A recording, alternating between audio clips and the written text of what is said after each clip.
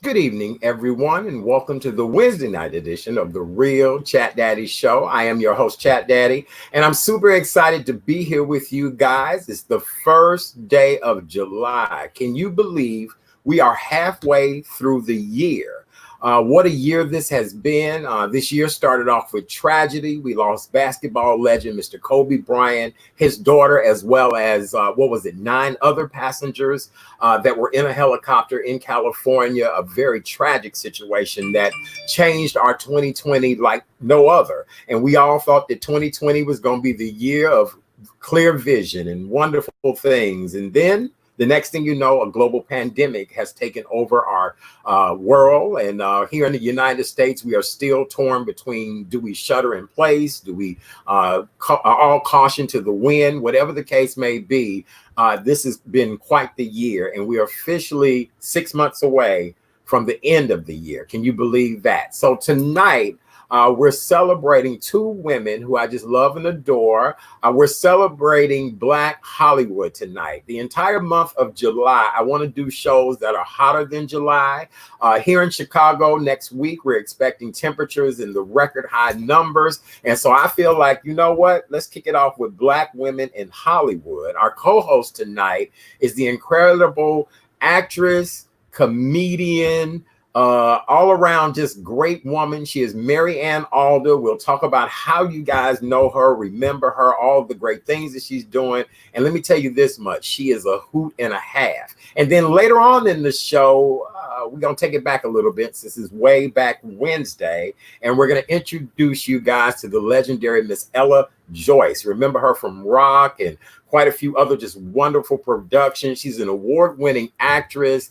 She also has a fitness routine right now that I'm on the same page. It's all about funk, baby. That's how we do it. So you'll meet her later on this evening. We're going to have a wonderful conversation about Black Hollywood, women aging in Hollywood, what these ladies are doing now, all of that great stuff. So without further ado, let me introduce you to our co-host this evening, the amazing, Hey, hey, Mariann Aalada. Hello, Mariann. How hey, are you? baby, I am fine. I'm here. I'm sheltering in. I'm with you. I have my hydrating drink. I'm good. Yes, I'm darling. good. Yes, I'm good. yes. Well, it's so good to have you here with us this evening. I said I wanted to kick July off like no other, and I said, why not celebrate Black Hollywood royalty? And you happen to have a bestie named Joyce, and Yes, so I I guess do. we're gonna have like a besties party later on Yes, we tonight. will. So, yeah, I am. Yeah, So we go way back. for those that don't remember you, I remember you because I told you my grandmother was a huge fan of The Edge of Night. Grandma, that look, if nothing else, I learned to enjoy soap operas or daytime dramas just based off of The Edge of Night and Grandma and her love. And if I'm not mistaken, weren't you the first African American couple to get married on daytime television? Oh, no. We weren't the first. I don't know who the first was. We weren't the first, but we were one of the few because there weren't that many. Even in Right, 2020, that's there's what I still thought. not that many. As a matter of fact, there were more Black people on daytime television back in the day than there are now, because there was Angie and Jesse. There. Uh-oh, did we lose you? Uh-oh, hold on. Uh-oh. Did you? We Did you? got Okay. you blanked Okay. out for a minute. Go Okay. ahead. Okay. There was uh Angie and Jesse. There was Frank and Nancy Grant on All My Children. There was Ed and Carla on One Life to Live, and now there's Abe and it was Abe and Lexi. I don't know who he's with now, but on Days of Our Lives. But they were just, and there was Calvin and Dee Dee on Edge of Right, Night. right. Calvin and Dee Dee. So We love Calvin and Didi. So for Mariann, tell everybody you're originally from Illinois, South Suburbs. Give us your backstory and tell us how you became who you are. okay. Well, you have to ask my mom and daddy that. Okay. Okay. But they're no longer here. Rest in peace. But yep, I was born in Chicago, grew up in Phoenix, Illinois. Shout out to Phoenix. 5 blocks by 9 blocks, but it's a great little village. Great little town of Phoenix, Illinois. I went to Ascension Grammar School in Harvey. I went to Thornton Township High School in Harvey. I graduated from Southern Illinois University, Go Salukis in Carbondale. And after graduation, I moved to New York. Before I moved to New York, because I had a double concentration in both theater and journalism. So for a minute, I worked for the People's Gas Company in Chicago in publicity as a writer.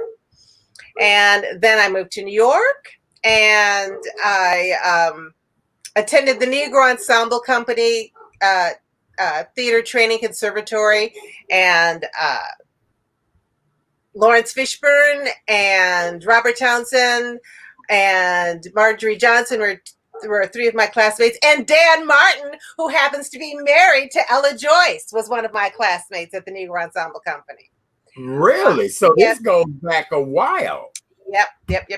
Well, I actually knew Dan before I knew Ella, and I met Ella.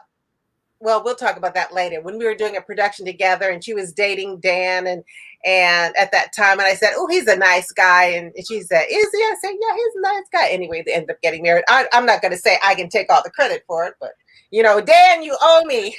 Well, I was getting ready to say, this is a reality show, so I didn't know if you were going to be like, well, I knew Dan first, and No, not that way. Okay, because in this day and age, it could go like that quickly. You know what I'm saying? It could go downhill quickly. Yeah. But okay, good. I just, part of me wanted you to surprise the audience later with some mess, but then the other part of me was like, "Ooh, thank you, Lord. We don't need no more mess. Right? We don't need no more fights." Okay. With the president we've got, we don't need any more mess. And we're going to talk about the president. We'll do that in just a second. Okay. Let me give you guys the latest COVID-19 update numbers. As you guys all know, we've been in this pandemic for quite a while now. And I want to remind you all to please continue to wash your hands, wear your mask, continue to sanitize, and continue to social distance. Illinois is doing great right now. The city of Chicago is doing great. As many of you know, a lot of states and cities have had to step back just a little bit. Quite a few places are not allowing you to dine in restaurants anymore. They've closed bars, fitness centers, things like that. So a big thumbs up to Chicago. I know we have a holiday weekend coming up, but you guys really need to continue to practice sanitizing, wearing your mask, social distancing, and anything else, Mariann, we need to add to that? You got any tricks you've been using? Well, you know what? I put alcohol in a spray bottle, and when I go to the grocery stores, before I put my bags into the car, I spray the bags. When I take the bags out of the house, I spray everything before. And when you go in the store and they give you those little wipes to wipe off the shopping carts, I take about 3 of them. And as I go through and I get my cans and goods and stuff off the shelf, I wipe them off. So they're already pre-sanitized. And when I bring them home, I spray them with alcohol again, because you cannot be too safe. No, you cannot. And I wear a mask, and then over the mask, I have a little thing that I put up over. So I have 2 masks on, and then I have rubber gloves, and then I have hand sanitizer. I have everything. It's like I am wrapped in a condom, basically. Really? From head to toe. I had to toe condom. And you know what? By the way, Mariann, I want to wish you a happy belated birthday. You just recently had a birthday. And so we just want to say happy birthday to Black Hollywood royalty, Miss Mariann Aalada. Yay! Yes. You are welcome. And by the way, my platform these days is I've become a positive aging advocate. And the thing about age is I want to destigmatize aging, especially for women. And women lie about their age because we have such shame that's involved in getting older. And I want to eliminate that. So I want to say that I am a proud 72 years old. Yeah! And this is what 72 looks like. Mariann, you're what? You heard me. You kidding me? You look wow. You look good. You really right. Look, go on, girl. You But this got is, but okay, when you get older, you don't change who you are. When I was 20, I was vain. Am I going to suddenly stop being vain at 72? No. hello, That's hello. right. I mean, Right. people go to the beauty shop. Does anybody go to the ugly shop? No. No. Well, I know a Does few people. anybody go to the old and decrepit shop? No.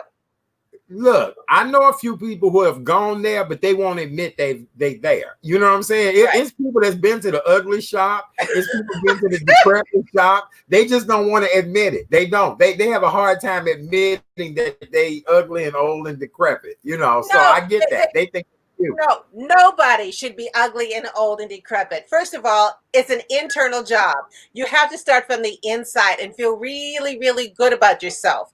And then it reflects on the outside, because the emotions that we think, the emotions are there's the mind body connection. So when we think negative thoughts, it affects us cellularly at the cellular level. So when you think negative thoughts, it creates neuropeptides, and the cells can sometimes be deformed, and that's why you end up, happy cells are pretty cells. So I say stay positive, stay happy. I know it's hard during the time of the pandemic, but that's why it's so important to have, shows like yours, Art, where people can come in and kind of check in and form a community and just check in on one another and see how everybody's doing. I think that's really important. Thank you. I love you. I appreciate you. I appreciate, people that just take the time to do this. I do this show as, a gift of love to my people, to keep them informed. I know a lot of people who are really afraid of watching the news these days. They are horrified by everything that is going on. And if nothing else, if you could just get to the internet and get to Facebook and YouTube, I just want to bring you some comfort and peace in your day, some laughter, and, just some news facts like we do. So yes, thank you so much. Yeah. Well, thank you, Art. Thank you. All right, so let me give you guys these COVID updates. Illinois health officials on Wednesday reported 824 new known cases of COVID-19. Unfortunately, we had 30 additional confirmed fatalities, bringing the total number of known cases in the state of Illinois now to 144,013, with the confirmed death number being 6,951. Meanwhile, Dr. Fauci, director of National Institute for Allergy and Infectious Diseases, he has warned the United States that we are taking our asses in the wrong direction. He said, y'all need to do the back it on up. Y'all need to do the Casper slide on back, whatever the case may be. And so, Mariann, you just got through saying that, you protect yourself and make sure you do what's right. I do as well, too. But there are a lot of people, Mariann, out here who they don't give a damn. It's summertime and they want to be naked. So that means no mask and not being socially distant. What do you think? I think that's wrong. And the thing about it is that if you don't do it for yourself, do it for other people. Because, there's a lot of people who are walking around and they are asymptomatic. They're carriers. They're carrying the virus, but they don't have any symptoms, so they don't know. And these are the people who are walking around saying, "Oh, I'm fine. I'm not going to get it," but they're spreading the virus germs to other people. They're little droplets when they talk and they spit and whatever. So, especially for people who, younger people, who might think that they're fine with it. If you go home and you go see your parents or you go see your grandparents, you're putting their lives in jeopardy. So the thing about the United States, because, in Europe, they've really solved they've really flattened the curve, and they're really getting a handle on it. And I think the difference is that in this country, we've become so focused on the individual that we've forgotten about the community. And and everybody's talking about, well, I don't have to, my rights. Well, sometimes you have to make a sacrifice for the greater good of the community. So people who don't wear a mask, you might say, well, I'm an individual, but I also think you're being very selfish. Yes. Because you're all, the only person you're caring about is yourself. And this is the United States of America. United. We have to unite and come together if we're going to solve anything. And so I think we just have to do what we have to do. And, and here's another thing. Here's a little political thing. There's been so much we got to get the economy started. We got to get the economy back. Get back to work. Well, that is perpetrated by rich people who need the poor people to go back to work so they can spend money to make them rich. It's not going to make the average person rich. I've got to get back to work. What? So you can pay your bills and spend, buy more stuff, which goes to the rich, makes the rich people richer. No, stay healthy. Let the government take care of you for a minute, because that's what the government is for. Let some of the money trickle down from the top to the people at the bottom. The people who are rich people need to take care of the poor people. That's about community. Wait a minute. You didn't tell me I was going to need a tambourine tonight. You didn't tell me that. I'm preaching, baby. Look, Mariann, you didn't tell me we was going to have a Holy Ghost moment on this radio show tonight. You get what I'm saying? Because you're right. You're absolutely right. Greed and corruption has ruined this country. And I don't care whether black or white, people who are making minimum wage, people who are living check to check, have never had an opportunity to really breathe in this country. And I'm not just talking about people that look like me. I'm talking about anybody who has been economically challenged in this country. You're absolutely right, Mariann. And while we're on that topic, talking about people who look like you and me, I don't care what color you are. Poor people, black, white, brown, have more in common. And it's like the idea of racism is a social construct that keeps people separated. As long as the poor people, the majority of the people who are at the bottom and the 1% or whatever is at the top, as long as the majority of people are separated and fractured and stay ununited, then we can't get together and say and overturn whatever needs to be overturned. So we keep fighting amongst ourselves. No, I'm sorry, but if there's any poor white people listening, you need to come over you need to get with the diversity, come in the coalition, be with the rainbow people. I agree that people who are economically challenged now need to rise up and form a whole new party of people, a whole new coalition of leaders, because nothing has ruined this country more than elitism and greed. Elitism and greed has ruined this country. And I've been saying that for the longest of time. So you're absolutely right. You're absolutely right. But there'll be people who will say, we're dreamers. There'll be people who will say we're lethargic when it comes to the reality of this world. But there are a lot of people who are suffering, and these are your everyday neighbors that could do better. People in your household, all of that. Okay. Get your tambourine ready, because I'm getting ready to say something else now. Go ahead, baby. I'm ready. Okay. Now, I find the story of George Floyd. He was a humble man. And if you look at it biblically, the meek shall inherit. This is a humble man who lost his life, but in the loss of his life, he was raised up. He was raised up and became a universal symbol for change.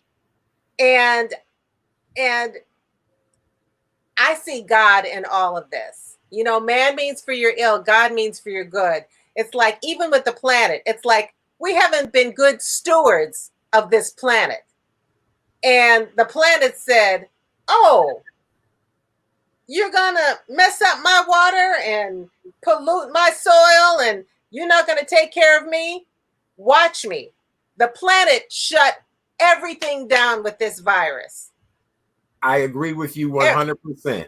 I agree. I've been saying ever since I started this show on this digital platform, I have said that what we are going through right now is of biblical proportion. Right. Who in their right mind, other than 100 years ago, heard of a pandemic on this level? Who you know what I'm saying? This has been something that really people need to reflect on their evil ways. They need to reflect on just how much they've done to people and come back anew. So that's what I've always said about this. Yep. Yep. I agree with you 100%. And because because God will whisper in your ear. And then if you're not paying attention, he'll tap you on the shoulder. And then if you're not paying attention, he's just going to smack you upside the head. So that's what we're going through now. We just got smacked upside the head. Yeah, we did. You know what, Mariann? What do you think that we can do to become better with each other? What do you think that mankind can do? Do we need to love each other more? Do we need to hear each other out more? What do you think that we need to do as human beings? I don't care what race you are, to come back that we can all have a moment of love and peace and bring ourselves together. I think we need to be still. I think we need to be still and look inside and take more moments of reflection. Now, you see, we have a leader who is always pointing outside, saying, you do it. He's deflecting. And a lot of people are taking their cue from him. And I think that's why I think this election is so important. And let's talk about this for a minute. I think everybody needs to get out and vote, because I don't know if we ever talked about this, Art, but I spent a year in training to become a hypnotherapist. Yes. And so I'm very conscious of hypnotic modalities. And 45 is very good at using hypnotic modalities. Repetition. He will repeat something. He will repeat a lie over and over and over again till you forget where you heard it and becomes your truth for you. Mm-hmm. And he has this authority, and he comes from this authority. He speaks with this voice of authority, and sometimes people are bamboozled by that, and so people are walking around with a belief system that is not something that they actually believe if they stop to get still and thought about it. It's a belief system that's been installed. There are a lot of people who have they drank the Kool-Aid in essence. Right. And, there are a lot of Kool-Aid drinkers. There are a lot of cookie eaters. There are a lot of people that if I just get a pinch or just a taste of it, I'll be okay. But what you've got to realize is that we need to change the entire dynamic for everybody that has been suffering for so long. Right. And I think that's starting to happen. I really do. It's funny. I was having a conversation with somebody about, I have a son, and, you have to have that conversation with your child when, like when my son was starting to drive, you have that conversation, if you got stopped by the police, put your hands on the wheel, you give them specific instructions.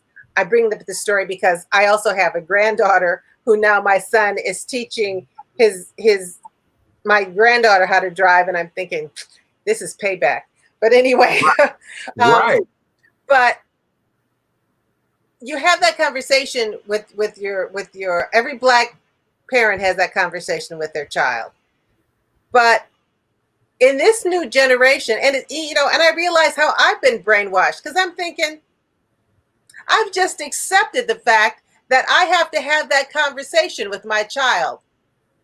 Why should I have to have that conversation with my child? Let's change the system so I don't have to have that conversation.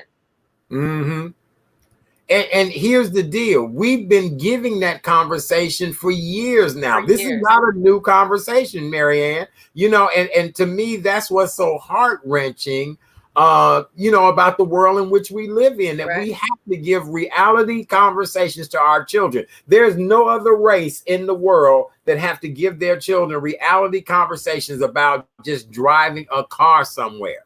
Right. Other than wear your seatbelt, no drinking and driving, no friends in the car hoisting around. We have to tell our children, if you see the lights in the mirror, here's what you need to do to stay alive. Do you know, as a Black man, I've always been paranoid of the police pulling me over, always. Because I always knew that I probably would end up in jail and not ever be able to get out on some BS. And again, for something that they found wrong with me. Wait a second. You'd end up in jail if you're lucky. Yes. You are absolutely right in this day and age. And that's been around for some time. You know, you brought up something about wearing seatbelts. This is what I find fascinating. You know, the idea of wearing a seatbelt wasn't always a law. You know, the idea of seatbelts became a law. It's something we have to do. Now, if it's a law, if you can get a ticket for not wearing your seatbelt, why are you so worried about wearing a mask? It's just another law. You know what I'm saying? I mean, I remember when seatbelts first came around, a lot of people said, I don't want to wear a seatbelt. You know, when it comes to motorcycle helmets, I don't want to wear a helmet. Well, okay, don't wear a helmet if you don't want to. Don't wear a seatbelt if you don't want to. That only affects you and your life.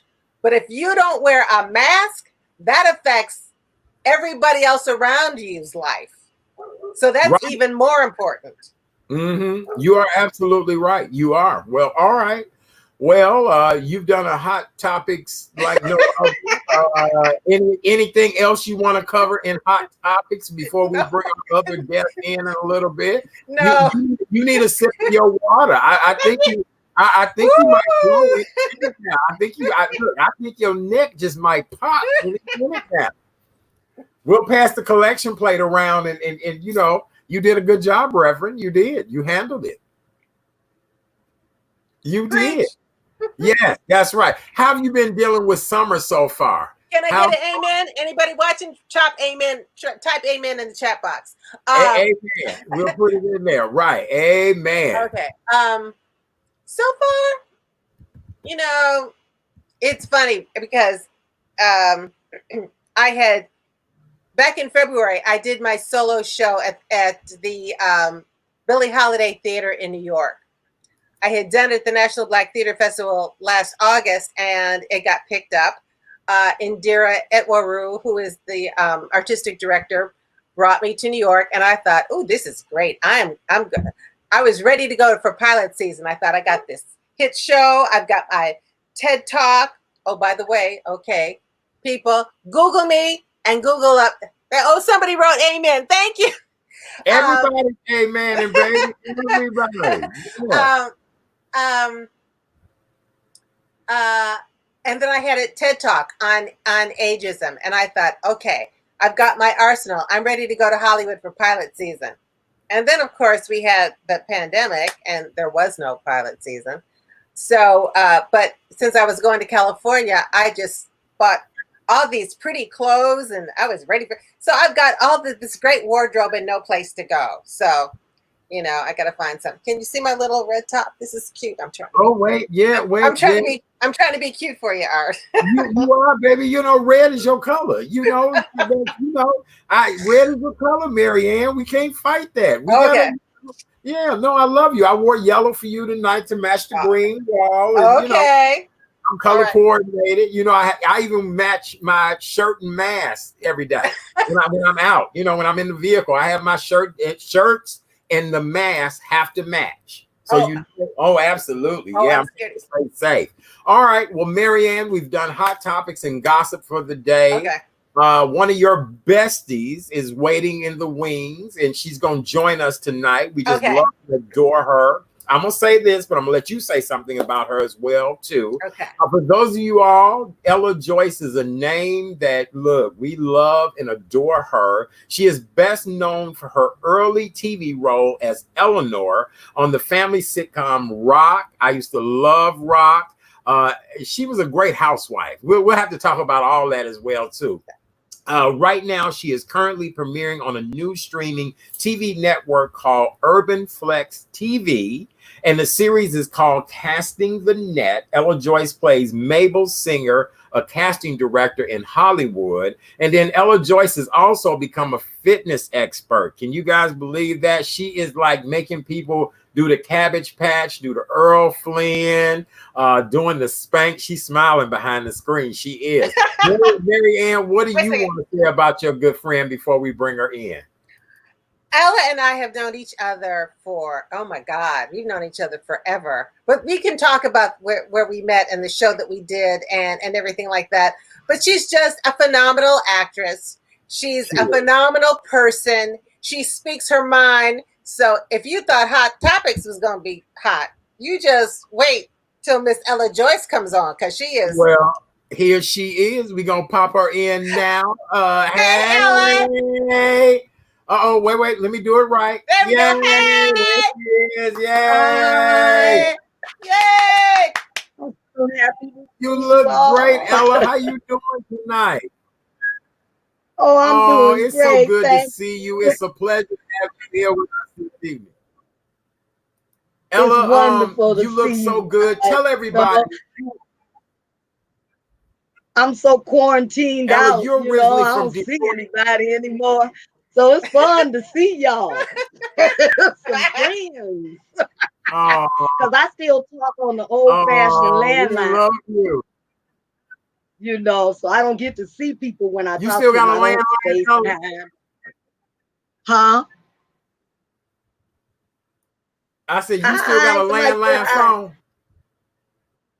I still got a landline phone. You still got a landline? Yes, I do. I love my AT&T landline. When everything else is not working, guess what's still working? The landline. When the electricity goes out, the landline's still working. And let me tell you, you can have really close voice conversations with that. I talked to my mother on the landline because she's got a landline. And you never have to worry about dropping a call. And the voice sounds like you're right there. And if I'm not looking too good, then I don't have to go on camera. You know. But you're looking good now, Ella. You're looking good right now. Am I? Yep, you're looking fabulous. I'm glad, honey. I haven't had to fix myself up in a while. I fixed it up for y'all. Because I've just been hanging around in my pajamas, you know, at home. Really? Except when I do my fungicide. So Ella, Friday night. Right. We'll talk about that as well too. Ella, you are originally from Detroit, and I want to find out, how did your career get started? How did you get into the field of entertainment? Oh, gee, that's such a long story. I always wanted to be an actress ever since I was a little girl. So I went to Cass Tech in Detroit, and I was in the dramatic department, the performing arts department. And I went to Eastern Michigan University. I was in the dramatic arts department there. And when I left out, somehow or another, I got a job as a secretary working at Ford Motor Company. And I went to a business school, Detroit Business School. And I learned to be a secretary. And one day, I just decided, after 5 years of working for Ford Motor, I was going to quit, move to California, because I heard it never snowed in California. I wanted to go someplace where I had a snowflake again. And, you know, my home is from Detroit and Chicago. I'm from both cities. I claim both. My grandparents lived at 76 in Michigan, and I'm on the west side of Detroit. So, and you know, Chicago, the coldest place on the earth. Y'all know that, right? Yeah, it is. Yes, it is. The coldest place. Yes, it is. And so when I finally left the cold and came to California, you know, it was hard to get me out of here. I stayed for about 3 years, and I was almost invited. Actually, I was invited to be with the Ground Room Theater over on Melrose. And things happened and I had to leave, and I was never able to accept that position. And I ended up moving to New York. And in New York is where I met Mariann. Yeah. And we ended up doing a play together. And from the moment I met Mariann, she was just my sister from now on. She's my best friend from the moment I met her. We were doing the play, and as she mentioned, she knew Dan already, and I had been dating Dan. And I remember specifically one day, Mariann and I was in the dressing room, and I was just talking about this guy that, I was dating and going out with, and how fine he was and all that. And I kept talking about it and said, you know what? It sounded to me you in love. Yeah. I love it. She said, I know, Ella, it sounds like you in love to me. And she was right. We got married. We just celebrated 31 years a week ago. Wow. Yay. You've been And married Mariann is my best friend ever since. 31 years. Yep, she's still married to the same one, and I've been through two. Mariann, you've been married twice? Yes. Wow. Would you get married again? No. Now, that's not to say I won't have friends. Right. Wait a second. I'm gonna tell you just this real quick. I have a friend whose mother was like died in her 90s, and she always had several men friends, and she was married twice, and her last husband cheated on her, and when she was in her 70s, and she had a double mastectomy, and she made a promise to God that if she recovered, there would never ever be another man in her life. There would be many, many men, but never ever would there be just one. So I kind of think that that's not a bad philosophy. No, I agree. Once you get to be a certain age, now Ella's not included in this because she got a man of 31 years. So she, obviously she doing something right. But once Wait a minute, it's not like I didn't do something right. She's got him trained. She's got him trained. Right. But see, Mariann, you and I both are in that group. If we met somebody else new, would we want to get with them? Yeah, we'd want to get with them, but we also probably are very comfortable in our space now too, I do like my alone time, and that's the whole thing. I mean, there's sometimes when I don't want to, I feel selfish and I don't feel like being bothered. Now, if I'm going to be with someone, I'm going to give them 100% of my attention. It'll be fun. We'll have a good time. But there are times when I want to be alone. And I like my downtime. Mm-hmm.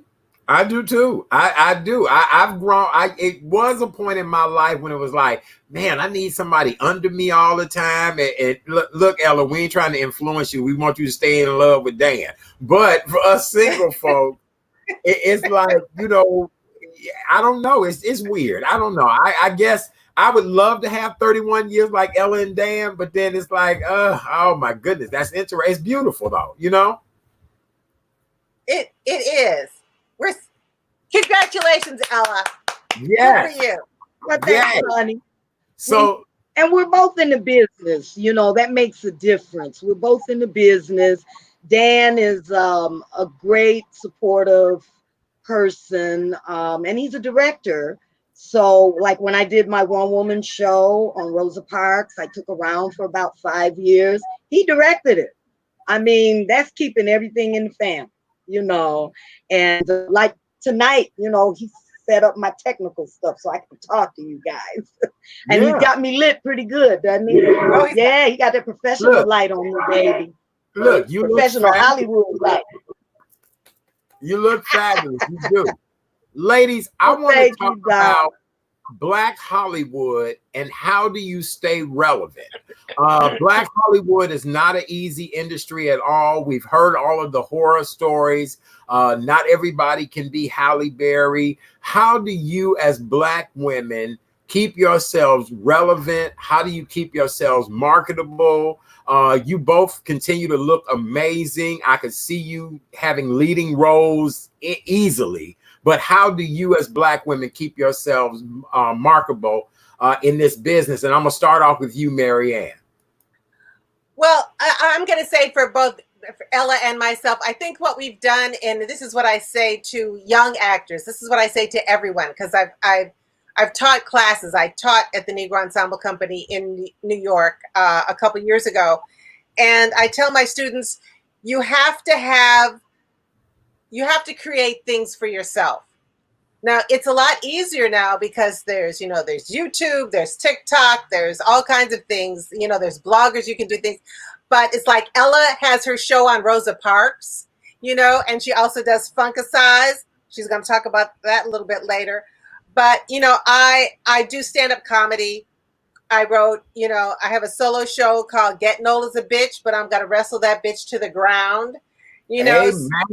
Amen. So that is what keeps me relevant. You have to change with the times, because the thing about it is, and this is what Hollywood is missing, is that every time I have done my show, it has sold out. And women especially come up to me and they thank me for telling their stories, because our stories are not being told. And Hollywood is missing out because it's a huge market. Mm-hmm. Okay, go.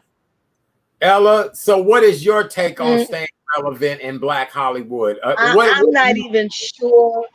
I'm not even sure anymore if I am relevant. That's weird, because Hollywood puts you through so many changes that you don't know from time to time if you still are relevant in the business or not. I mean, I would have loved to work much more than I have. But the one thing that I do as an artist, as Mariann was saying, is I never let the outside sources dictate to me what I can do as an artist, as an actress. As an artist, we don't do this to get paid. It's nice to be paid, and it's nice to be well paid, but that is not our motivating reason for being in the arts. We're in the arts to communicate with the world, to express many creative, artistic expressions, truth. I mean, one of the reasons I did the piece Arcs was because when she passed, there was so much misinformation out there about her. And for me, the best way to set it straight was to write my own play, do all the research myself, keep it as a one-woman show, and my husband directed it, and I took it around for 5 years. I did about 70 performances, one of which was at the Rosa Parks Museum at Troy University, ran by Georgette Norman, who is just an incredible woman. If you've never been down there to that museum, you really got to make it your business to go. It's just incredible. She's a walking Black encyclopedia. And she loved my play and bought it in. But what I'm saying is that you can't sit back and just wait for people to decide that you can have a part, or you can do this role, or we'll let you do this little bit, or whatever it is. You have to create your own. That's one of the reasons why I do a lot of independent films. I took a filmmaking class so that I would learn as much of the film business as I could from all aspects, in front of the camera, behind the camera, distribution. I wanted to know how the business operated. And what that did is it put me in the position of doing independent film from the standpoint of a filmmaker as opposed to just an actress. So when I go onto an independent film set, they're always happy to have me there because I don't act like most actresses in terms of, if all they're thinking about is acting, then they're thinking about where's my Perrier, where's my, not me. I will come in there into the trenches because I know the difference between the levels that you work on. When I worked at the big studios, that was great. Everybody's got a paid job and everybody does everything for you. But when you're doing independent work, you may have to wear 2 or 3 hats. You may have to, hook up your own costumes. You don't have a costume person. You might have to touch up your own makeup because it's an independent film. But those independents give you an opportunity to really create and really be an artist. You know how many name actors got discovered from independent films that they didn't think was going to blow up, and it did. But that's because those are people that want to work. And so one of the things I do is try to create my own projects. I try to look for other people's projects that maybe I can bring something to. And then, of course, the other thing was creating my Funkicize, because what that has done, it has allowed me to continually stay active, stay busy, feel good about myself. I've actually been doing a public service once a week, 8 o'clock on Facebook Live. I do a little bit of Funkicize for everybody. And I tell them it's not about you sitting there watching me. It's about you putting on a pair of socks and dancing with me. So I put on a song from the 60s and 70s, and that great music, great music, 50s, 70s, and the 80s. And I put on that music, and we do all the old dances that I have aerobicized in the exercise. So we're not just doing the monkey, we're doing the monkey. We're not just doing the little mashed potatoes, we're moving those ankles, and giving people our generation a chance to start moving again to the music that we grew up, that we loved. And it has done so well. I'm just shocked. I mean, last week I have 4,200 views. Wow. People looking at me. That's at 8 o'clock on Facebook Live on Friday nights. And I keep doing that until we go back to the studios. They've shut everything down. Right. So I've been doing this since March. The stay-at-home order was in effect. I've been doing this every Friday since March.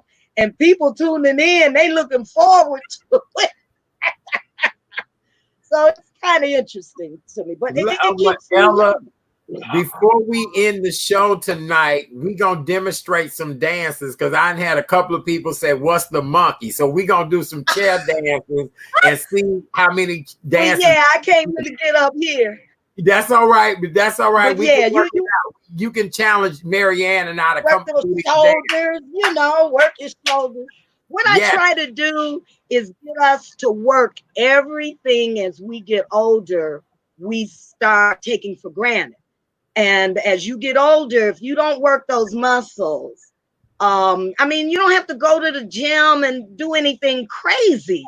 All you got to do is make sure you're moving them every day, because if you stop moving them, you will stop moving. What happens is you go to grab something, or you go to take a step, and your hip gives out, your knee gives out, your ankle gives out.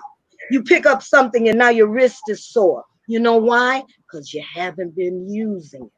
So what we do is use everything. So I pick out dances and routines that sometimes might just work our hands to the music. Sometimes we work our feet.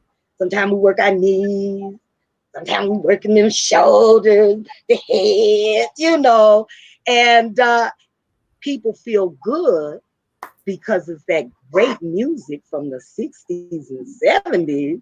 Most people haven't heard those songs in a long time.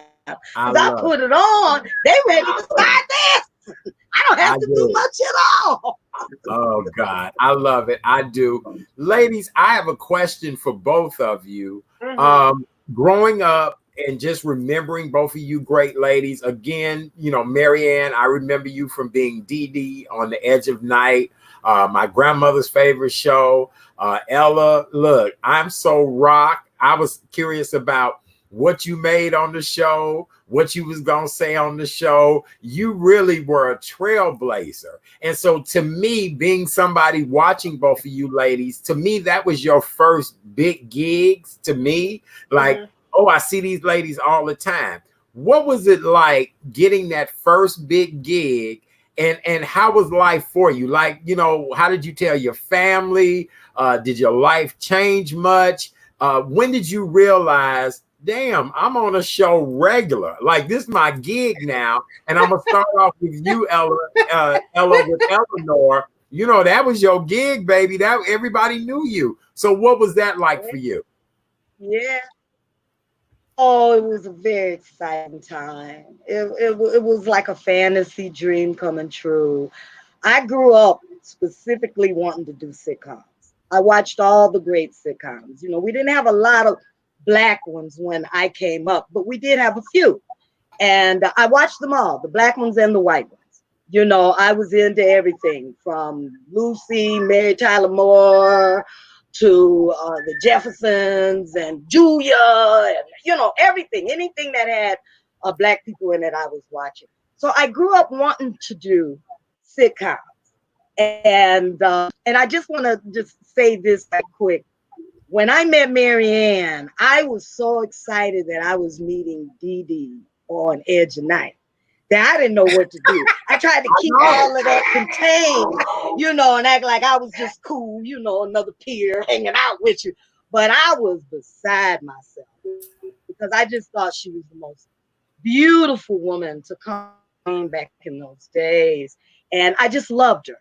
So I felt good when I was in a play with her. I felt that I was stepping up. And then I kept working, did a series of plays. I got an Adelco for doing a play called Odessa in New York. A few other little awards I got for other plays I did. I ended up doing Two Trains Running at Yale as a professional actress, directed by Lloyd Richards. It was August and Peace. And I did that for a while. Then I got Eleanor on Rock. And I really was just so excited. I didn't know what to do. I sent out announcements to people so that they could watch me. And I had no idea the show was going to explode the way it did. I actually thought the show would just show the pilot and that would be it. And they were ordering more episodes before we were through shooting the pilot. I mean, people just loved the show. And so it ran for 3 years. And even though we had a contract for 7.5, it ran for 3 years. And we never went into syndication enough for it to become reruns, that people would see on a regular basis. So afterwards, I just started floundering around trying to get other work, but I was very excited to do that. One of the greatest things for me is when African Americans come up to me and tell me how much that show meant to them. And they do that even now. The show's not even aired anymore. And people remember it so much. And black people, when you touch our heart like that, and they got to let you know that's special because most black folk can't stand what they see on TV, and for them to come up and say all the time how much this show meant to them, it's a place of honor for me, and I carry that as a badge of honor. I just love the fact that people love the show, and we had a lot of crossover audience. We had white people that enjoyed it just as much as the black people did because they recognized the great writing. They recognized the production quality. And, they gave the actors a lot of credit. Um, you know, I'm sorry that it's not in syndication and that it's not in reels right now. I think it would go over really well. Matter of fact, some of the folks out there need to write in to some of the networks and tell them to start airing it now, you know, because we had a whole season where we did elections for Clinton. Yes, you did. Yes, you did. You know what? You're absolutely right, Ella. With what's going on in the world right now, you guys did handle a lot of very tense issues and situations on that show. You did. Yes, we did. Yes, we did. And you know, I patterned the Rock and Eleanor. A lot of people always tell me that they just felt that they knew those people so well. I patterned them after my parents. Really? Eleanor is really my mother, and Rock was really like my father in a way, just in terms of working hard, you know, taking care of his family, loving the hell out of his wife, and her being a great house. My mother was just the greatest. You know, she was just a great housewife, a great wife, a great mother. And they used to crack me up, my mother and father. They used to just make me laugh so much. I think they were so funny together. My dear father, you know, rest in heaven now, but my mom is still alive. And, you know, I patterned those characters after them. Interesting. Very interesting. Mariann, when did that big break happen for you? When did you know you made it? When were you able to buy them shoes from Saks Avenue? All of that. When did that first check come through? All of that, boo-boo. We need to know all that dirt. Well, first of all, let me just say this one thing about Ella's mother, Miss Bunny Hoy. She is amazing, and she's like another mother to me. I mean, I love Ella's mama. You know, I mean, she's just the best. So Ella's not lying. Her mama is the best. Okay. Oh, I love it. I do. All right. Okay. Let's see. Well, it's funny you say, when did I get that first big check? You know, the thing about this was 1981 when I first did that show. And the thing about it is that I'm going to sort of bring forward from back then to today and what we're continuing to fight for. It's like my first big check still wasn't as big as the first white folks' checks. You know? Mine wasn't either. You know? Look, and mine still ain't. So we still fighting this damn war. You know, we're still fighting that. But if I may say one thing. Go ahead, baby. I can say one little interjection. My check, I got paid less than everybody on the show, and my name rolled up second. I was co-star, and I got paid less than the men. So you want to talk about unequal pay? Okay, not only do you not get paid what the white folk get, as a woman who got ovaries, you don't get paid what the men get paid. Right.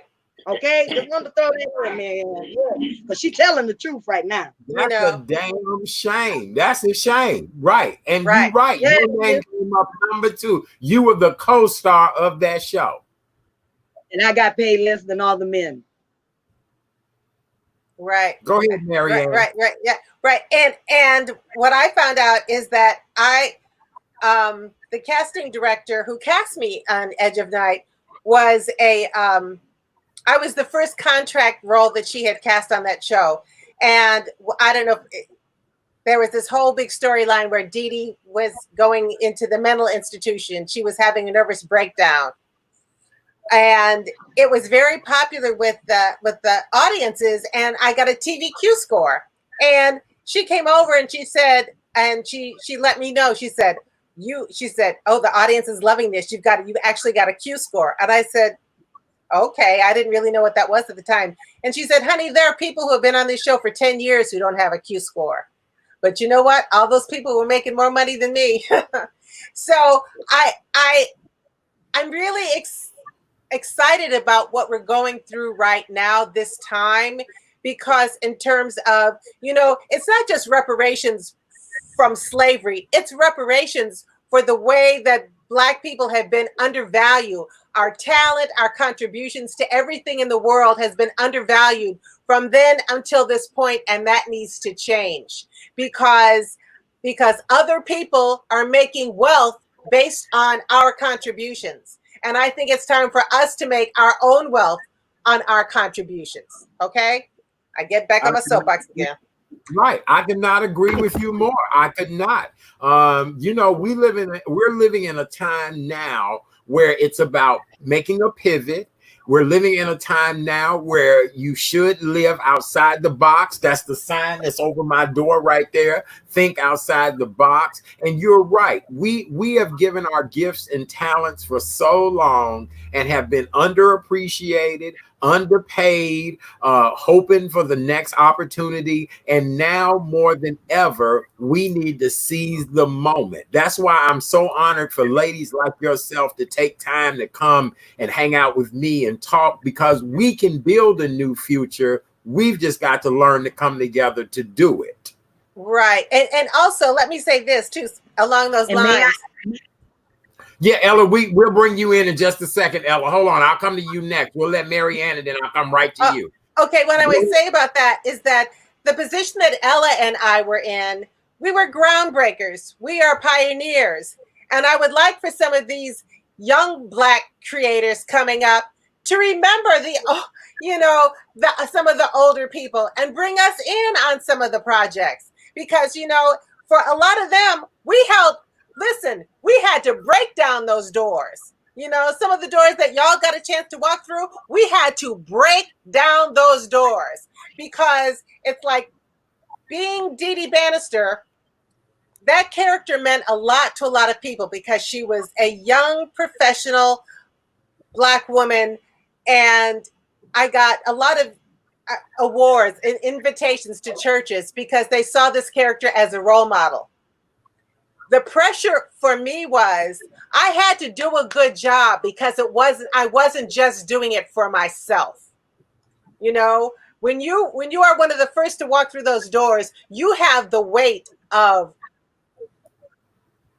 whether it's right or not, you have the weight of an entire race on your shoulders, because you know that if you screw up, that's going to close the door. That door is going to close behind. It's not right, but that's true. But if you do well, then they'll say, "Oh, okay, she didn't mess up. We'll let a couple more of them come on through." So anyway, but yeah, go ahead, baby. Go ahead, Ella. And I just wanted to say also on that note, that is the reason why we try new things out. So on that note, I can say, like right now, I'm so excited to be at a brand new TV network. Those of us that have been in the business a long time, we have to contribute our talents to innovative, new, creative entities like that. We all want to work on ABC, CBS, NBC. Yes, those are the great established networks. But new networks, that's a promise of the future. And Urban Flix TV, which is the network that I'm on right now, is a brand new network owned by an African-American man. And people are loving the show. They're loving the show that I'm on called Casting the Net. But there are several other shows on the net as well. The network is dedicated to inclusion. Okay, to inclusion. So it's everybody. Blacks, whites, biracials, all gender, Asian, Latin, everybody is involved. One of the things I can say, and I love to say about our production of Casting the Net, was that it contained so many professional people in the business.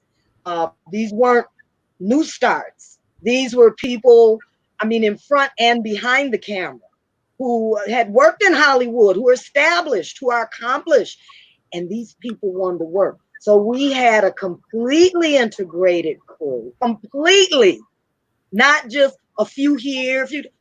It was completely integrated. And all of the people were very skilled at what they did. So the show, it looks as good as anything you'd see on a major network because the people that supported it and worked on it are just as good or came from some of those networks. Mm-hmm. And these are people that want to work. They just want to do what they do. So we had a great director, great writers, great lighting people, great costumers, great grips. I mean, everybody did their job so well. And that's why the show looks good. And that's why people are looking at it saying, wow, I've seen anything like this. But it's a new network. So I'd like to sort of tell everyone out there, please, if you can, support urbanflixtv.com. They will be competing, of course, probably with Netflix, Urban Flix, Netflix, but they're not as expensive as Netflix right now. And since we're all stuck at home, I know if people are looking for other things to watch, there's 6 episodes. I'm in all 6 episodes. Everyone that has seen it now, they can't wait to see a second season. Really gotten caught up into it. And like I said, it's a new network. So if you can subscribe to it, we want to keep it going and get that second network so it can explode and have a presence among all the other Hollywood TV networks. Uh-huh. And it's Urban Flick TV, correct? TV.com. Yep. Urban Flix TV. .com, you guys. Go check it out. Go to my Facebook page. They can see some of the stuff there on my Facebook page. Okay. All right. Very good. All right, ladies, you know what I want to find out more than anything? You both did a great job with that. What do you do just in your spare time? Do either you ladies cook? Do you have hobbies? Are there children? What is a typical everyday life, not being the actress, not being, the Hollywood power Black woman? What would be your normal everyday life and routine? Ella, I'm gonna start with you. Well, I like gardening. I take that honest after my father. He used to grow greens and tomatoes, and I used to be out there in the garden with him. And so I have my own garden now. I grow trees, I grow fruit, I grow vegetables. I love putting my hand into the dirt, and I love making things grow. Oh, I like that. I do. Mariann, what do you like to do? I know you stay on airplanes, if nothing else. You stay on damn airplanes, and we'll talk about the whole traveling again and getting back. We'll talk about that. But what do you like to do when you're relaxing? Well, as a matter of fact, 2 weeks ago, I bought myself a new bicycle. So I have bought myself a bicycle, and so now I try to bike ride. I do. I haven't gone back to the gym. I used to be a gym rat. I love going to the gym. I'm not ready to go back to the gym until they come up with the vaccine. So I will do I tune into Ella's Funkicize on Fridays.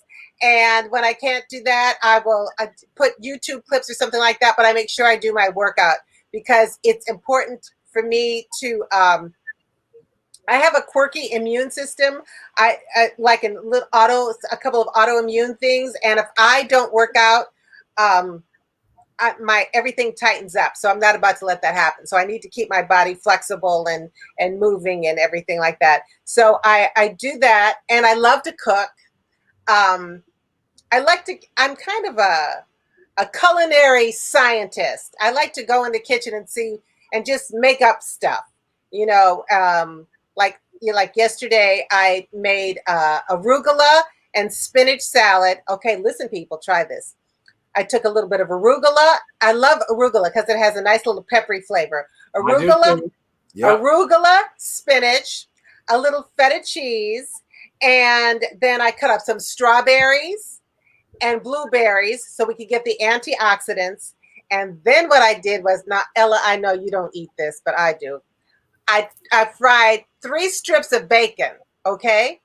And then I took the bacon, I set the bacon aside, and then I cut up some scallions and fried the scallions in the bacon grease. And then I added some ketchup and I stirred that up. And then I added some apple cider vinegar and a little brown sugar, and I stirred that up, and I made that my dressing. And then I used that, and I tossed it over the salad, and it was delicious. Oh, I love it. It sounds good. I'm addicted to avocado toast now. Oh, no, and I had avocado on it, too. I love avocado toast. Okay, so I now like the thick Texas bread in the toaster.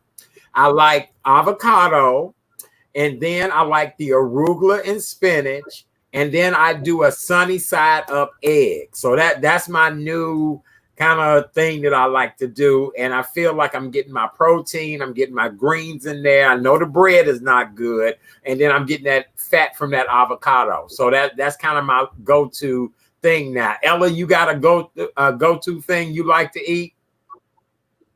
Oh, well, I have a juice thing I love to do every day. I like mixing together whatever is in season, blueberries, raspberries, whatever is in season. And I like mixing it with coconut milk. And it's the way you do it that makes it so delicious. I put all the juices together, like the orange juice and all the fruit that I'm going to have with it, if it's pineapple, whatever. Then I mix that first. Then I pour it over ice. Then I pour the coconut milk. It's like I slither it on top so it kind of streams down. I don't mix it in the ice together at first. That's the last thing I add. And it's on ice. And I walk around. I drink 2 or 3 of those a day. That coconut milk, I don't know. It's something about the coconut milk that is so delicious. And it just energizes me. And I can drink 2 or 3 of those a day. Those are my favorite drinks. Dan likes them too. So I make those for us. And then the other thing I like for fun is dancing. That's what I do for fun. That's actually my hobby, is dancing. I don't necessarily do it professionally. I do it for fun. So now, Ella, I need you to call out some old school dancers. Just call out the names, and let's see if Mariann or I know how to do whatever dance it is that you call out. Let's see if we can do this. Mariann my funky fast. Her and I've been there together. She came in the beginning when I first started it. But let's see. How about the shing-a-ling? The what? Can I do the shing-a-ling? No. The shing-a-ling. What's the shing-a-ling? It was a big dance during the 60s. It was the triple shing-a-ling, the double shing-a-ling, the single shing-a-ling, and the African shing-a-ling. And the shing-a-ling with a spank. I teach all of those. And that's much different than mine. That's much different than mine. The shing-a-ling. So, Mariann, what's the shing-a-ling? You don't remember the shing-a-ling? Why? That's from Detroit. You have to see the whole body. But that's in Detroit. Yeah, that's in Detroit. That's Detroit. It's a regional. We were doing the bop. We were bopping in Chicago, and we're doing the jerk and the mashed potatoes. I remember the pony, and the monkey, and the horse, and camel walk. My grandma told me how to do it. I teach that in my class. Okay. Yeah, you know, Brown start talking about. See, I tell everybody, I make up these dances. They be singing them in the song. I mean, I didn't make these dances up. I think I worked out the sweat already. Whatever we do. All right, so I'm gonna challenge you ladies. Okay. I'm gonna challenge you ladies now. How many remember how to do the Cabbage Patch? Yeah, I remember the Cabbage Patch. The Cabbage dance. Yeah, how many remember? What about the Earl Flynn? I remember there when I do my funkadelic. I don't know. Whenever I start with the funkadelic flashlight, we start out with the Earl Flynn. And when I did it and put it on Facebook, and I had a lot of people chime in, they recognized it. They was from Detroit. They was saying, "Girl, I know you doing the Earl Flynn." Tim Kinley chimed in from the funkadelic. He was so happy. I did a whole routine just for him.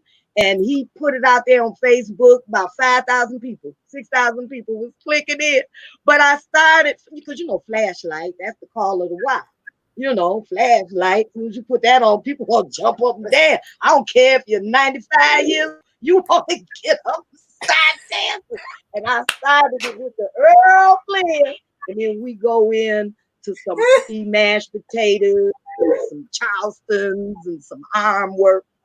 I do a lot of arm work with it too. But my dancing is really my hobby. It's where I enjoy myself when I'm dancing. So I put on old records every single day. Every single day. There's not a day that goes by I don't put on those old wonderful records I grew up with and listen to them and dance to them. And it's wonderful exercise. And the thing is, there's a wealth of wonderful music out of that era. It's a treasure. It's our national treasure.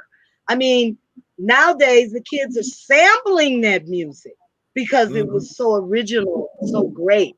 And whenever I put it on, there's always, because I have people in my class when we were at the studio. I have people all ages, old people, young people. Everybody loves the class. Because they love the names of the dancers. The kids just be cracking up. So I say, we're going to do the monkey. We're going to do the camel walk. They just be laughing. They love it. And then they love it when they hear them calling it out on the records. Records. Right. You heard what I said, right? Records. Right on the record. On the 40. Right, on the record. Look, Ella, we heard on the record. Right. Look. I almost said, "What you mean on the records?" But I am that old that I would. And and the lyrics. The songs had lyrics. Yes. Yes. Are you just a breathtaking first sight, soul shaking one night, love making next day, heartbreaking guy? Oh, yeah, honey, they love it. I even teach them how to. The fact that we used to social dance when we were younger. The guy would pull the lady to you and you would dance. Now that was Detroit and Chicago, and especially Chicago. I mean, because I teach everybody how the brothers used to pull you to do the walk. You'd be doing that little two-step with them, and then they pull you away, and then you walk and put on the emotion. And you feel good. And then you just be dancing and all grooving together, all close and everything. And then they pull you away and then you walk some more.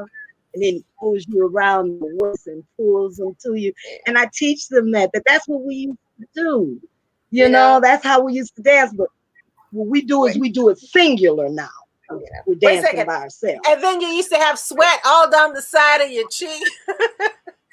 And see, that spells nothing but coronavirus now. So that's why we not dancing like that. No, that honey, that ain't nothing but coronavirus live. Yes. Don't get corona on you. Now that we mention this, and in Detroit, Ella, you guys bop. In Chicago, we step. And I'm wondering, like, how soon would people get back to dancing cheek to cheek like that? Because here in Chicago, in our stepping community, a lot of people ended up catching COVID and dying from it. So I'm wondering, how soon would people get back to romantic dancing, Ella? What do you think? We may not ever. I mean, the thing to me is that we don't know what the post-pandemic era is going to be. It's going to be different. Things are going to change. And some things are not going back to the way they were. There's going to be new territory. So I don't know. Right now, I teach the social dancing as if you're just dancing by yourself. And that Mhm. would do it either in the class, because people don't dance with each other. They dance by themselves. This is just exercise as if you're going to a Zumba class, Mhm. so you exercise in space. And so what I do is I tell them to put their arm around as if they were with somebody, snap their fingers and move. And people love that. And we dance to a lot of good records that way. But Mhm. I don't know what it's them is going to bring us. I know life is going to be different. We just don't know how, especially with them closing everything up again right now. I mean, we don't have any real leadership. I have to Right. go off on that tangent, but we don't have leadership, because if we had leadership, then he would be telling everybody what to do, not just leaving it up to a local governor. What is that? That's in the buck. You need to be the leader, man. This is your job. You're supposed to show everybody what they're supposed to do and tell everybody what they have to do for the safety of the country. Not just leave it up to some local governor and then they're opening up things too soon and now they gotta close it all back down. So that's hurting the economy. It's hurting all of us, not to mention all the other things we're going through with the racial, disparity. It's just, we're in some very scary time. We are. So We are. I'm praying really, Yeah. Yep. because we just don't know what to expect. Now I wear my mask. I heard Mariann talking about hers. I wear mine. Look at that. Urban Flicks TV. Can you Yes. see that? Yes, we can. It's They gave us beautiful. that. Isn't that wonderful? They gave Right. us that. And then what I do sometimes is I do what those Arabian girls do. Oh, I love it. Oh, that's fabulous. Yep. And That's I beautiful. always get compliments whenever I go out like that. You know who gives me the most compliments is the men. Dan and Right. I be out there and they be, oh man, I like your ladies' vest, man. I like her mask, man. It looks great. I just, I love it. and You so I look make my good. eyes up like Indian girls do. I make my eyes up. You gotta try to have some style out here. Oh, absolutely. Yes, you do. You really, Style. really do. I love it. I do. Ladies, if I had to say, if I was allowing you to control the world from here on out, if I made you the leader of our country, what would be two things you most want to change about our country? What would be your two personal missions that you'd want to stand up for? And I'm gonna start with you, Mariann. Two things that if I allowed you to change the world, these are your two things you change in this world. Okay. Healthcare, universal healthcare. Every person deserves to have healthcare. So universal healthcare. That's a given. And affordable education. I think everybody deserves the right to be healthy, and everybody deserves the right and opportunity to have an education and to have a good education. And let's start with the basics. Let's start with, we need to put more money into the we need to evenly distribute the money that is spent on our education system, starting in the grammar schools to the high schools, because right now it's not evenly distributed. And I think it's not about segregation or integration, it's about money and putting the money into the schools, because a black child doesn't need a white child standing next to him to get a better education. What the black child needs is better books and Broadstream and uh, to have a lunch program to be fed. Every child needs to be. I'm. This is more than two, isn't it? But That's all right. but, That's all right. but basically, that is we have to save this world. We have to save this, and we've got to save this country, because right now it is really, really broken. And I'm with Ella. We need leadership. So let me just send out this one plea. Everyone, please, please vote. Vote. Wear your mask and vote. If you don't do two things in this world, wear your mask and vote. Thank you. I love you. I do. It makes great sense. It really, really does. Ella, two things. If I allowed you to run this world, you already, have said to us a change in the White House. But what would be the two things you most would implement to change this world? Well, I like what Mariann said, so she would definitely be my VP. Okay, I like that. But the first thing I'm looking at too is one of the first things I would do, just simple. I think right now, and I feel real strong about that the government should provide all the sanitation needs we need right now. You should not walk anywhere where there's not sanitation, there's not jail, or something you can wipe your hands with, or something you can spray. It should be ubiquitous, and it should be provided to us by the government. We shouldn't even have to pay for it. Right now, during the pandemic, you should be able to go and pick up your sanitation gel for the week, free. The government should be providing that.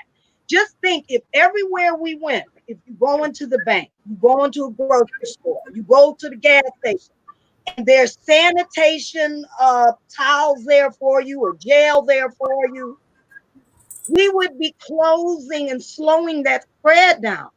And it should be everywhere. And that should be something that the government should provide in a ubiquitous manner to the entire country.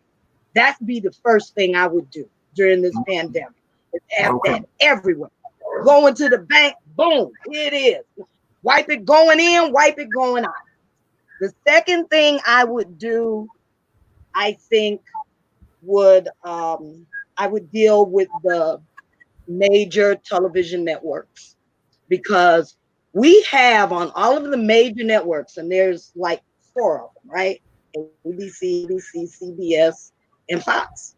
Those are the big ones, all right? Not going to cable. Those are the big networks that pay a lot of money to their artists. I would immediately demand that there's more than one African-American show on one network.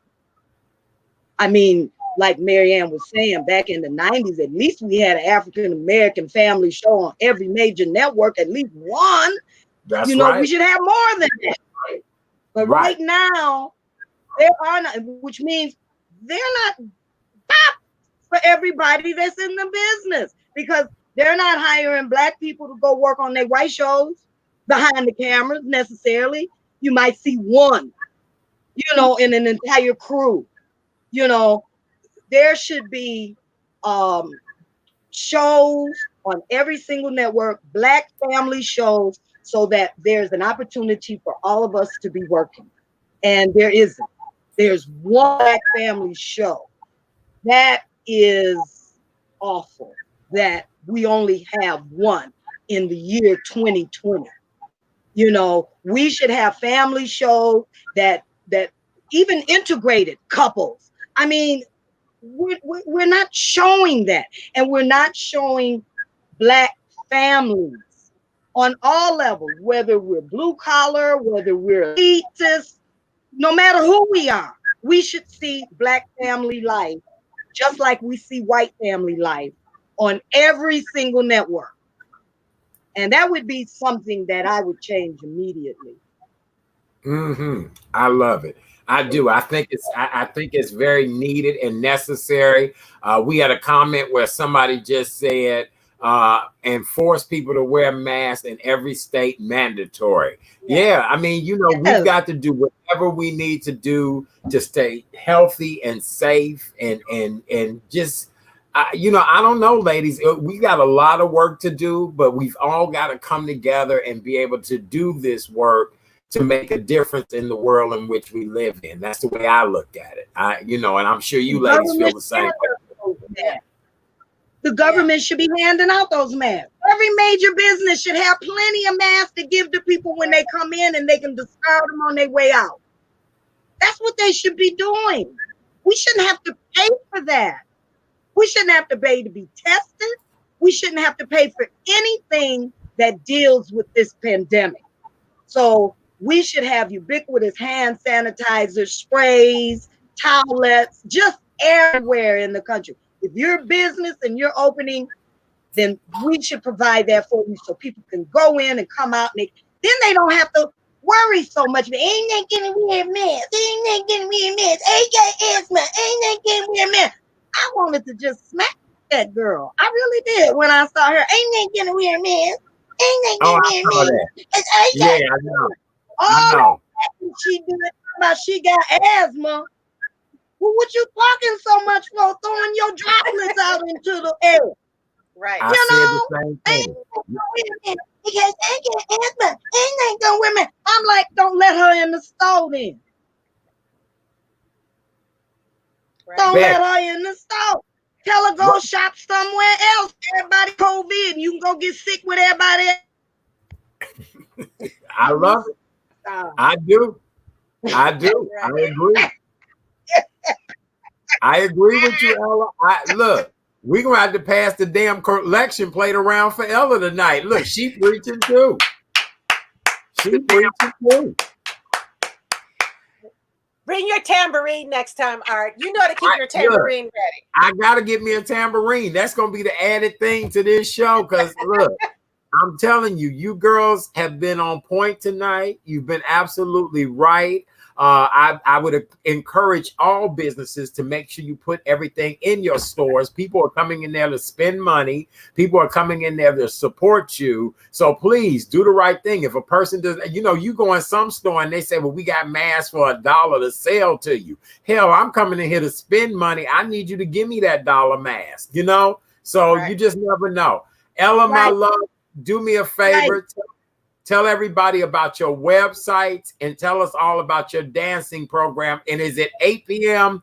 Central Time or California time? Make sure you tell us the right time so we can be there with you. Okay. Now what do you want me to tell about? The dancing? Tell us 8 all about your dancing and then your website and how we can keep up with you. My website. Okay, my website is ellajoyce.com. And I also have funkasize.com. They're at the same website. So if you go to ellajoyce.com, you just can flick the Funkasize page or go straight to Funkasize and you can come back to Ella Joyce. But they're at the same website and it's Funkasize. I trademarked it. So it's FUNKACIZETM with the trademark. That's mine. Nobody could take that from me. I trademarked it with the government. And what I'd been doing before the pandemic is we had classes every Friday night. It's called Funkasize Friday. And we do that at 8 o'clock on Friday at the dance studio. The reason I did 8 o'clock is because back in the day, that's where we were at 8 o'clock on Friday. We were at the discos. Okay, every Friday night, that's where we were, at the discos. And so a lot of people that come from my generation sort of remember that. Their body is kind of still on a clock for the 8 o'clock Friday night. I should be at a party or something. I should be dancing. So I've had people been coming to my class. I started Funkasize in 2014. So we've been celebrating since then. Every year it's been going regular. Only time I stop is if I go to shoot a movie or something or go to do a play. Like I came to Chicago to do Having Our Say at the Goodman Theater for about 3 months. So I didn't do Funkasize then, but for the most part, it's gone on regular since 2014. Since the pandemic, the studio has closed. So I've been doing it on Facebook Live. And I have a friend, a director friend of mine named Amina Fakir, and she's been directing it for me. We live real close to each other. We stay 6 feet away from each other. She lights me real nice, so it looks real good. And gives me close-ups and stuff, you know. So I'm not just standing in front of a stationary phone dancing. Production quality. She's got lights behind me and it. We do that every Friday night at 8 o'clock. I only do about 20 minutes, maybe 30, you know, and just to get people going, to give them some exercise. And I do it as a public service. That's Nice. my public service during the pandemic. And people love, you know, I put on a little record here and there. All the records, you know, from that era are 2 and 3 minutes. So it's just 2-3 minute bursts of energy. And people feel because they feel like they've been dancing and they've done something. 8 o'clock Friday nights on Facebook Live. You can join me for about 20 minutes, 30 Ella, minutes. is that 8 o'clock Central Time or 8 o'clock Pacific Time? Because you on the West Coast, right? Is it 8 o'clock? That's Los Angeles time, so that's Pacific time. So I guess in your place it would be 7, right? No. it'd be 10. It's 8 o'clock. It'll be 10 o'clock our time. 10 p.m. on Friday nights. 10 p.m. on Friday. Oh, it's 10 p.m. in Chicago? Right. And 11 p.m. in New York. Right. Okay, in Detroit. Yeah, because my mom Yeah. tunes in every Friday. Yes. Yeah, and she's back and forth from Detroit and Chicago all the time. Okay. You know, my mother went to Phillips High there in Chicago. Really? So, yeah, she all the time. Yeah, and she follows me on Facebook. But you know, my mama dance, honey. My mama dance, baby. She be stepping with the Chicago. Wait a minute. The men wait in line to dance with her. You are kidding me. My mama dance. Wait, The men wait in line. when she comes to Chicago, she dances at the Dorchester. She steps at the Dorchester. At the Dorchester when she comes to Chicago. Yep. Yeah. Okay, so Ella, you and your mama got to come back on one night so we can talk about her dancing there. We got to do that.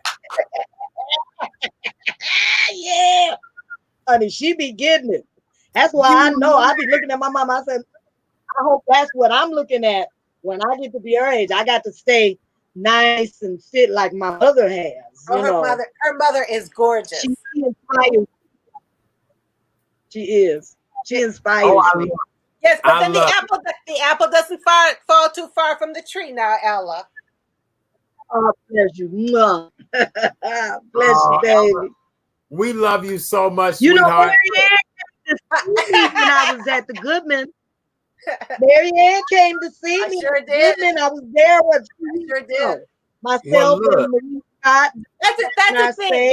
That's the thing. We support each other. Right. Well, Ella, whenever you come back to Chicago, I'm gonna cook for you. Mariann, tell her I can cook, and we're gonna have a party for you. I'm putting it in order of shrimp and grits right now. Okay. All right now. All right. Were you able to show people a clip from the show? I'm gonna put it on my Facebook page. I'll put it on all of my different pages for you. I'll put the clip out there and tell people how they can follow you. Okay, to follow Urban Flicks TV. And so you'll be able to show a clip from the show for people so that they can see it and subscribe to Urban Flicks TV. I'm gonna put all of that on all of my pages to help promote and support you and to help promote and support Urban Flicks TV. I got you. And everybody's saying they'll see you Friday night. Everybody's excited to join you Friday night Pacific time, 8 p.m., 10 p.m. Central Standard Time, and 11 p.m. Eastern Standard Time. Join Ella Joyce to dance, have a good time. It's old school. It's great music. And we are in love with Ella Joyce because Ella Joyce is in love with us. And here's the deal. We want her mama on this show one night. That's who we want on here too, is the mama, because I can't believe mama dancing like that. Yeah, she do. She be dancing, baby. Oh, she my be stepping. God. I love it. Her of course, I just want to say I lost my Uncle Leon, Uncle Baby Sweet. He's from Chicago. We lost him during this whole bad time. We lost him, I think, back in March. And but he and my mother Honey, they could step in Chicago. He was another one. All the ladies waited in line to dance with him. Okay, the older people in Chicago, baby, they give me inspiration because they don't be playing. Nope. Wait a minute. Ella, I done had 3 people in the Steppers community say, what was your uncle's name and what's your mama's name? These people are like, you gotta be kidding. I'm sure they know my uncle. He was Leon Jameson. Of course, he was Baby Sweet. Everybody knew him as Baby Sweet. That was my uncle, Baby Sweet. And my mother's name is Bunny Hoy. You know, Joyce Hoy is her name, but she goes by Bunny. Okay. Bunny Hoy. And my uncle was Leon Jameson. Everybody knows him as Baby Sweet. And from the west side of Chicago, south side of Chicago. And they used to they used to go once a month to Chicago to go step. And sometimes my mama would take me with her, and I'd be out there stepping with them older folks, honey. And they make you tired. They make you have to go sit down. They don't be.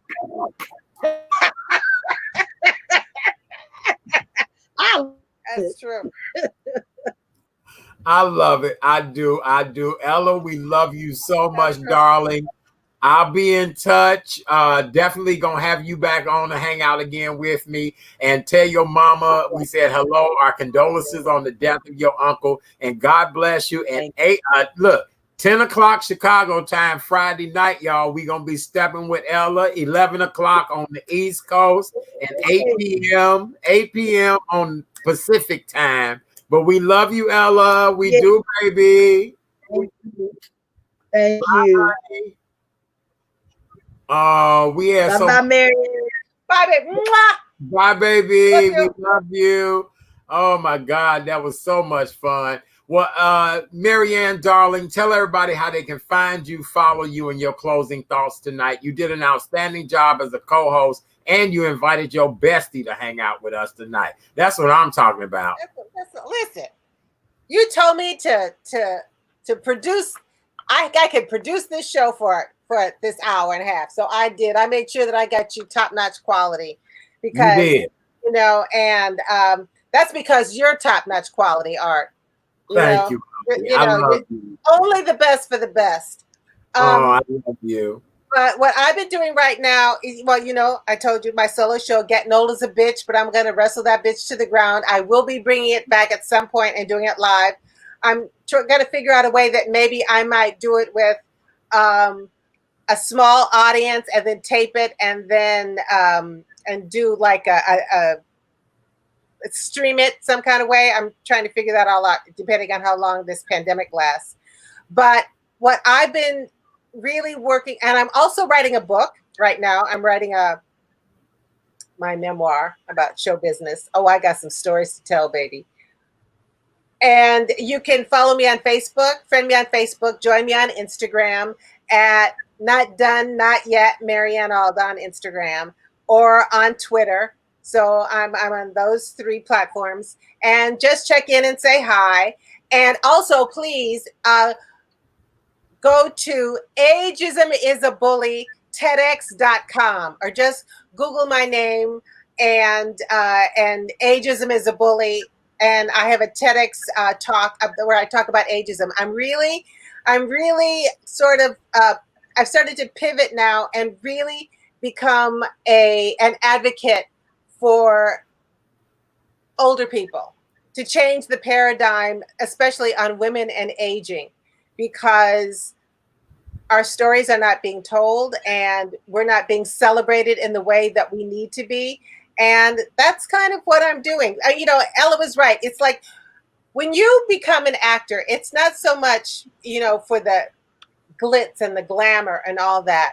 True artists become artists because we are storytellers and we are shaman. We want to change the world and contribute and make the world a better place. And right now, when I am so happy when I see the young people getting out there, and I'm so excited about all the changes, the positive changes that are happening in the world today. I think we've really reached that critical mass now where things are going to flip, and I'm very hopeful and positive.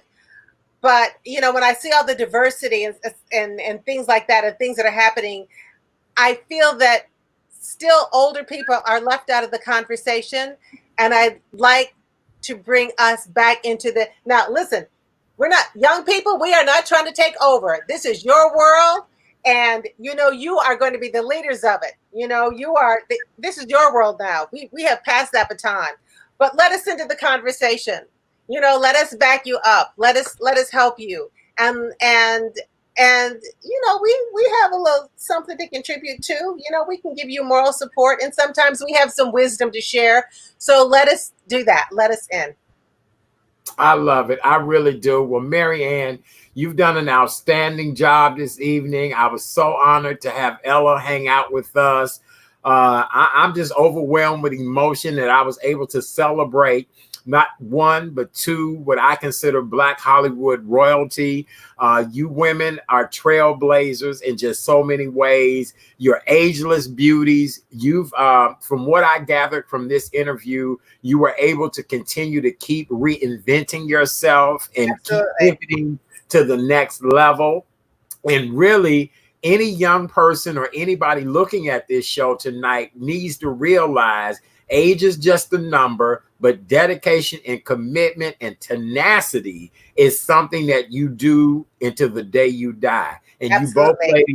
both of you ladies are prime examples of just being fabulous. And I thank you for inviting your bestie to hang out with us tonight. We're going to bring your bestie back in the screen so we can all say goodnight together. Okay.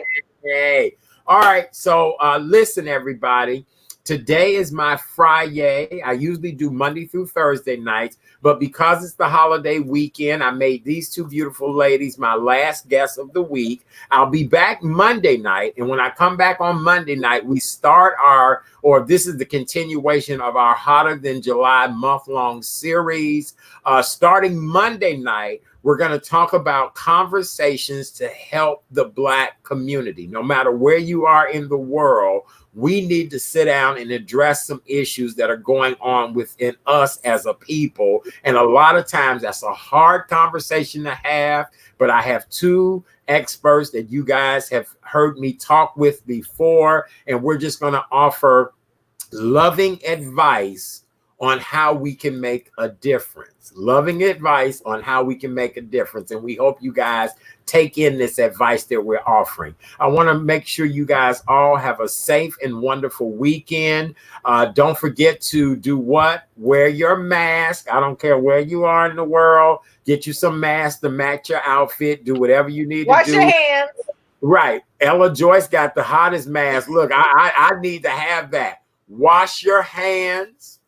Sanitize, do like I've been doing, and these ladies say, take your vitamins, eat right, make sure you social distance, do all the things that are necessary. If you want to see an encore performance of tonight's show, all you have to do is go to the Real Chat Daddy Show on Facebook, or you can go to the Real Chat Daddy Show on YouTube. I ask that you subscribe to both pages, share this, tell your friends about it. Two Hollywood legends hanging out on a Wednesday night. We've had a great time with both of these beautiful ladies. TheRealChatDaddy.com is how you can find out more information about me. On behalf of legendary actress Ella Joyce and legendary actress Mariann Aalada, we want to say good night, you guys. We want to say we love you. We doing the wave. We doing the wave. We doing the rock. We blowing kisses. Good night, you guys. I love you so very much. Bye. Have a beautiful 4th of July weekend. Stay safe. Be beautiful. God bless both of you ladies. Let's see. Somebody left us a comment. What did they say? Aha. What mother's age just, oh, wow. Somebody said that. Oh, her mom was 101 years old. My good friend's mom. Oh, God bless her. Happy birthday. Look, she used to love to hang out and do all that stuff as well, too. She did. Mother Foster. We love her. All right. Good night, you guys. God bless you, Ella. Okay. Good night, Mariann. I'll see Bye. you guys the next time around. I love you. And Bye. one. Bye.